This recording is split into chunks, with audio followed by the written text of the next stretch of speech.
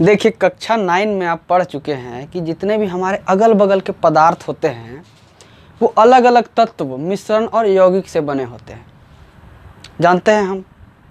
तो हम लोग क्या किए थे कि जो तत्व थे, ठीक है, उसका वर्गीकरण हम कैसे किए थे, धातु और अधातु के आधार पे। और तत्व के बारे में हम एक चीज़ और जाने थे कि सारे जो तत्व होते हैं एक ही चीज़ से बने होते हैं। तो क्या क्या से बने होते हैं? इलेक्ट्रॉन, प्रोटॉन और न्यूट्रॉन से बने होते हैं सारे तत्व। अब क्या हुआ, लेकिन दिक्कत कहाँ आया, ठीक है, जो सारा तत्व सब था वो का अलग अलग गुण धर्म था सबका। अब देखिए, तो हमें क्या करना था, हमको क्या करना है कि देखिए 1800 ईस्वी तक हमारे पास हमको कितना तत्व का जानकारी था, 30 तत्व के बारे में हम लोग जानते थे। तो 1800 ईस्वी तक 30 को तत्वों को जानते थे, तो ठीक है, बहुत आसान था हमारे लिए पता मतलब याद रखना एक तरह से कि चलो इस तत्व का गुण ऐसा है तो इसको इस तरह से इस्तेमाल किया जाता है, ये तत्व का गुण ऐसा, इतना मतलब ईजी था उस समय, आसान था। लेकिन धीरे धीरे क्या हुआ कि बहुत सारा तत्व का जानकारी हमको मिलने लगा और सारा तत्व हमको खोज होने लगा, मतलब और सारा जब तत्वों का खोज होने लगा तो हमारे लिए परेशानी क्या बढ़ा पता है? एक तो परेशानी बढ़ा ये कि चलो इसको हम पता कैसे रखेंगे कि इसका गुणधर्म कैसा, मतलब क्या है, याद कैसे रखेंगे। अब उसको हम किसी भी चीज़ में दिखाएंगे तो कैसे दिखाएंगे। दूसरा परेशानी क्या हुआ कि जैसे जैसे तत्व का खोज होने लगा और आगे हम लोग बढ़ने लगे तो और एक्स्ट्रा चीज़ होने लगा ये कि इसके बारे में और जानकारी जानने मतलब हमको प्राप्त होने लगा, ठीक है। जो 1800 ईस्वी में हम तत्व के बारे में जानते थे जितना, अब उसके बाद जब जैसे जैसे समय बढ़ता गया तो और ज़्यादा जानने लगे उसके बारे में, तो हमारे लिए मुश्किल और बढ़ने लगा, परेशानी कि अब कैसे अब उसको रखा जाए। काहे कि अभी तो 1800 ईस्वी तक जब थे तो हम बहुत कम चीज़ जानते थे तत्व के बारे में। धीरे धीरे स्टडी करने, पढ़ाई करें उसके बारे में, तो देखे कि और चीज़ हमको पता चला कि तत्व ऐसा भी होता है, ये भी करता है। अब दिक्कत ये हो गया, अब हमको क्या करना है कि देखिए 1800 ईस्वी में इतना है, अभी कितना है? अभी जैसे एनसीईआरटी किताब में दिया हुआ है 114 तत्व है, अभी है 118 तत्व दिया हुआ है। इंटरनेट में सर्च करके देखिएगा तो 118 तत्व दिखाएगा आपको। तो अभी टोटल तत्व कितना है, संख्या कितना है? 118। अब क्या हुआ कि ये बहुत बड़ा मतलब एक तरह से मुश्किल था, परेशानी था साइंटिस्ट सब लोग के लिए। तो ये लोग सोचने लगे, करते करते करते करते 17 साल बीत गया। तो ये लोग क्या करें, ये लोग सोचे, दिमाग लगाने लगे कि कुछ किया जाए, अब कुछ तो किया जाए ऐसा कि इसको हम लोग मतलब कुछ आसानी से पढ़ने के लिए कुछ ऐसा करना पड़ेगा, हमको ऐसे सजा के रखना पड़ेगा कि तो आसानी से पढ़ सकें, समझ सकें इसको। अब धीरे धीरे लोग क्या किया कि बहुत सारे साइंटिस्ट लोग अपना अपना दिमाग लगाएं, ठीक है। कुछ साइंटिस्ट लोग बोले कि चलो ऐसे रखते हैं तो ऐसे होगा, ऐसे रखते हैं तो ऐसे होगा। तो आप जो पीरियोडिक टेबल देखते हैं पूरा एकदम तत्व जिस तरह से सजा के रखा हुआ रहता है, पढ़ते हैं एक तरह से आसानी से पढ़ते हैं, समझते हैं, इतना उसको उस सेटअप में लाने के लिए बहुत मेहनत हुआ, बहुत इसके पीछे बहुत इंटरेस्टिंग कहानी है। उस कहानी को पहले अभी समझते हैं। तो उस कहानी को स्टार्ट किसने किया था? डॉब रेनर ने। डॉब रेनर एक साइंटिस्ट थे, ठीक है, वैज्ञानिक थे। तो इन्होंने कोशिश किया, सबसे पहले कोशिश किया कि चलो इनको हम अरेंज करने का कोशिश करते हैं, मतलब कैसे रखा जाए। तो ये क्या किए, ये 1817 ईस्वी में 17 साल बाद कोशिश किए, चलो अब बहुत मुश्किल हो रहा है, परेशानी हो रहा है, इन लोग को समझ नहीं पा रहे हैं, हम कैसे याद रखेंगे, इतना है, इतना तत्व है। ये क्या किए कि चलो एक तरीका लाते हैं। तो इनका तरीका क्या था, जैसे कि डॉब रेनर के ट्रिक, ये 3 तत्वों को लिए, ठीक है। वो क्या किए, बोले कि समूह बनाते हैं हम, 3-3 तत्वों का समूह बनाएंगे। 3 तत्व का समूह बनाएंगे। तो जैसे कि यहाँ पे देखिए लिथियम, सोडियम और पोटेशियम है, 3 तत्व है, इन लोग का एक समूह बना दिए हम।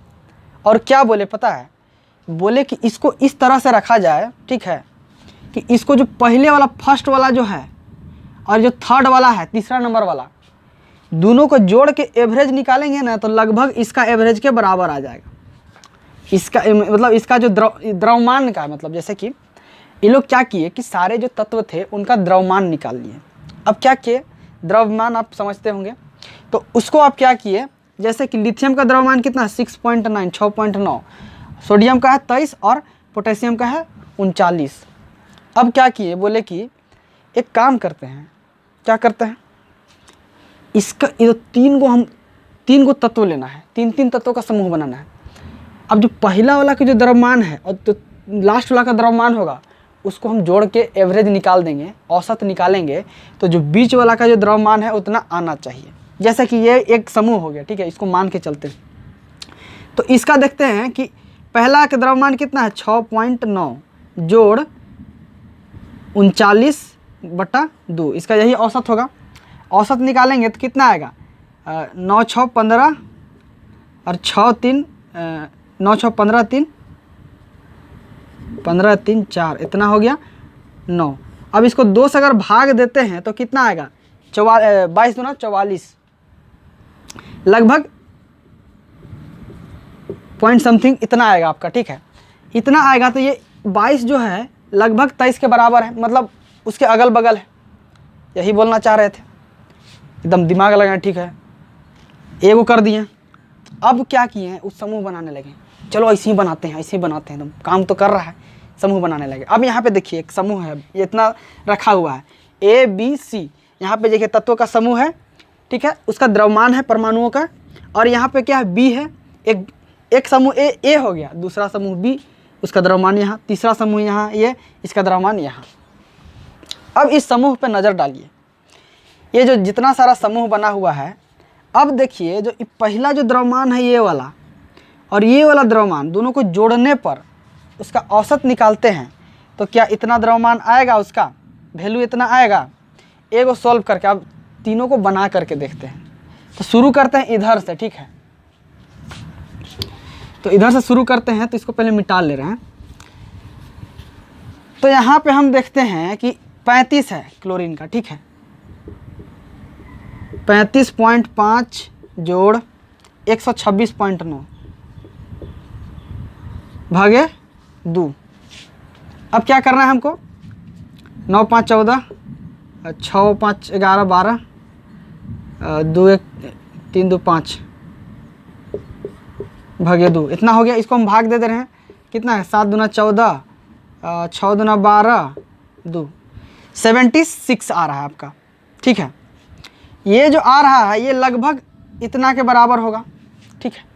तो हम मान लिए चलो एगो दूसरा समूह बन गया। हम ये ऐसा नहीं बोले थे कि एग्जैक्ट उतना ही आएगा, ये बोले ठीक है उतना के बराबर अगल बगल आएगा, ठीक है। हम मान लिए एगो दूसरा समूह बना दिए, फिर अब तीसरा का समूह बना रहे हैं।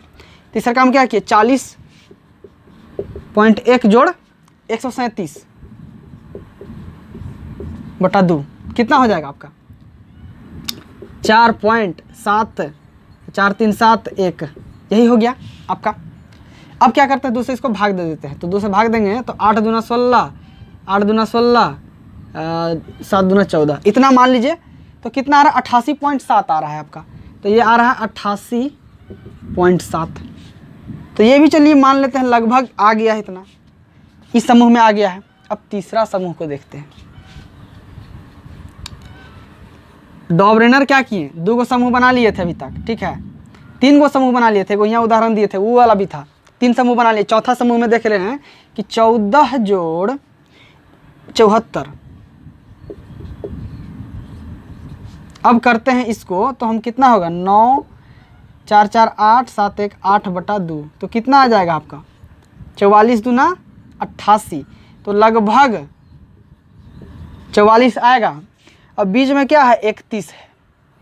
अब देखिए यहाँ पे जो गैप है बड़ा हो गया, ठीक है, 31 है और यहाँ 44 में आ रहा है, कितना का गैप हो गया बताइए, 31 10 41 और 3, मतलब 13 का गैप आ रहा है, मतलब बहुत बड़ा गैप हो गया ये 13।